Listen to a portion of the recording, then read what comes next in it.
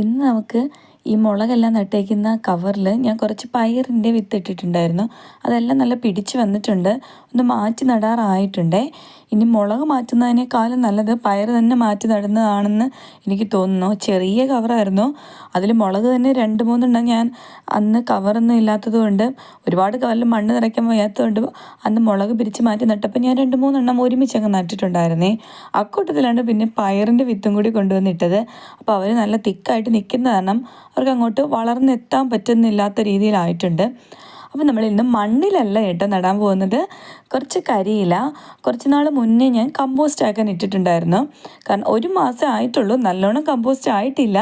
ഇപ്പോൾ എന്തായാലും ഞാൻ ഇന്ന് ഈ കരിയില കമ്പോസ്റ്റാണ് ഇത് പയർ മാറ്റി നടാനായിട്ട് ഉപയോഗിക്കുന്നത്. നമുക്ക് നോക്കാം എങ്ങനെ ഉണ്ടാവുമെന്ന്. കരിയില നല്ല ഫെർട്ടിലൈസർ ആണല്ലോ, പിന്നെ പ്രത്യേകിച്ച് ഫെർട്ടിലൈസർ ഒന്നും ചേർക്കേണ്ട ആവശ്യമില്ലെന്നാണ് പറയുന്നത്. അതിനകത്ത് ഞാൻ മണ്ണും കൂടിയൊക്കെ ചേർത്തിട്ടാണ് കമ്പോസ്റ്റ് ആക്കാൻ ഇട്ടിട്ടുള്ളത്. അപ്പോൾ നമ്മളൊരു 4-5 കവറ് അതുപോലെ കരിയില കമ്പോസ്റ്റ് ചേർത്ത് ഫില്ല് ചെയ്ത് എടുക്കുന്നുണ്ട്. അതിനകത്ത് കുറച്ച് കമ്പും കോലും ഒക്കെ കിടക്കുന്നുണ്ട്, അതെല്ലാം ഞാൻ എടുത്ത് മാറ്റുന്നുണ്ടേ. ഏകദേശം ഒരു 3 മാസമൊക്കെ ആകുമ്പോഴാണ് ഇത് നല്ല പൊടിഞ്ഞ് കിട്ടുക എന്നാണ് പറയുന്നത്. പക്ഷെ 3 മാസം വരെ ഇത് വെയിറ്റ് ചെയ്യാൻ ഞാൻ നിൽക്കുന്നില്ല കേട്ടോ. ഇനിയിപ്പോൾ മണ്ണ് എടുക്കണമെങ്കിൽ നല്ല ചൂട് ഉണക്ക് കാലാവസ്ഥ ആയതുകൊണ്ട് മണ്ണ് വെട്ടിക്കോരി എടുക്കാനും പാടാണ്. നമുക്കങ്ങനെ മണ്ണ് എടുക്കാൻ പറ്റിയൊരു സ്ഥലം കുറവാണേ. അപ്പോൾ ഞാൻ വിചാരിച്ചു എന്നാൽ പിന്നെ ഈ കരിയില കമ്പോസ്റ്റിൽ തന്നെ ഒന്ന് നട്ട് നോക്കാമെന്ന്. ശരിക്കും കുറച്ച് നാളും കൂടി, ഇതിപ്പോൾ 1 മന്ത് ആയപ്പോഴത്തേനും ഏകദേശം നല്ല പൊടിഞ്ഞു തുടങ്ങിയിട്ടുണ്ട്. അപ്പോൾ എങ്ങനെയാണ് കരിയില കമ്പോസ്റ്റ് ഉണ്ടാക്കുന്നതെന്നൊക്കെ പറഞ്ഞിട്ട് അടുത്തൊരു വീഡിയോ ചെയ്യാവേ. നമ്മൾ ചുറ്റും ഇഷ്ടംപോലെ കരിയില കിടക്കുന്നുണ്ട്, അതുകൊണ്ട് കരിയിലേക്ക് ഇവിടെ ഒരു ക്ഷാമവും ഇല്ല. മുറ്റം തൂക്കാനൊക്കെ ആയിട്ട് കിടക്കുന്നുണ്ട്. അതിനിപ്പോൾ ഈ ചാക്കിലിരിക്കുന്ന കരിയില നമ്മൾ ഈ കവറിലൊക്കെ ഫില്ല് ചെയ്ത് കഴിയുമ്പോഴത്തേനും ഏകദേശം തീരുമല്ലോ.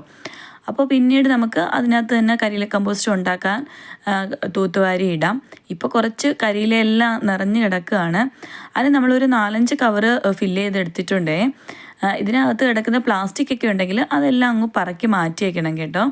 ഗ്രോ ബാഗ് 2 ഉള്ളൂ കേട്ടോ. ബാക്കി നമ്മൾ തുണി കൊണ്ടുവരുന്ന കവറാണ്. ആ കവറിനെ ഞാൻ ഹോളിട്ട് എടുത്തിട്ടുണ്ട്. പിന്നെ ഒരു പഴയ പോട്ടുണ്ടായിരുന്നു, അതൊക്കെ പൊട്ടിയിരിക്കുകയായിരുന്നു. അപ്പോൾ അതിലൂടെ നമുക്ക് ഈ പയറിൻ്റെ തൈ നട്ടു കൊടുക്കാം.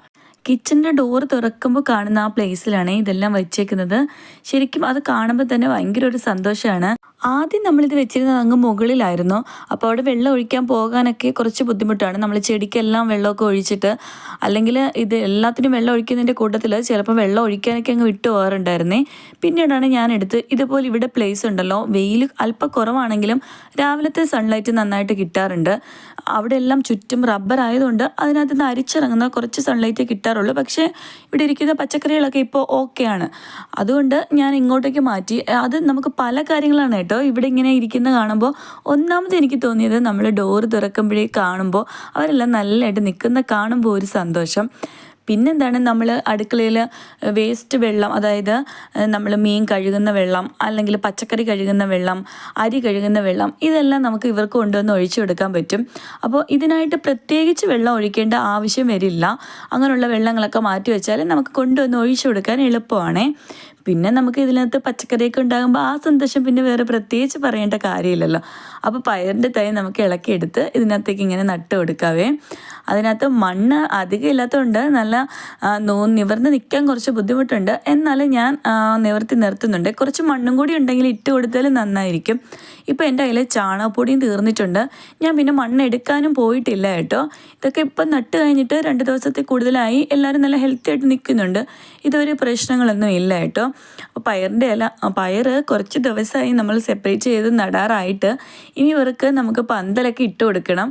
പന്തലിട്ട് കൊടുക്കാൻ എനിക്ക് വലിയ വശമില്ല, എന്നാലും നമുക്കതൊക്കെ ഒന്ന് റെഡിയാക്കി എടുക്കാം അല്ലേ. അങ്ങനെ നമ്മൾ 3-4 കവറിൽ ഇതുപോലെ 2 പയർ വെച്ച് നട്ടിട്ടുണ്ടേ.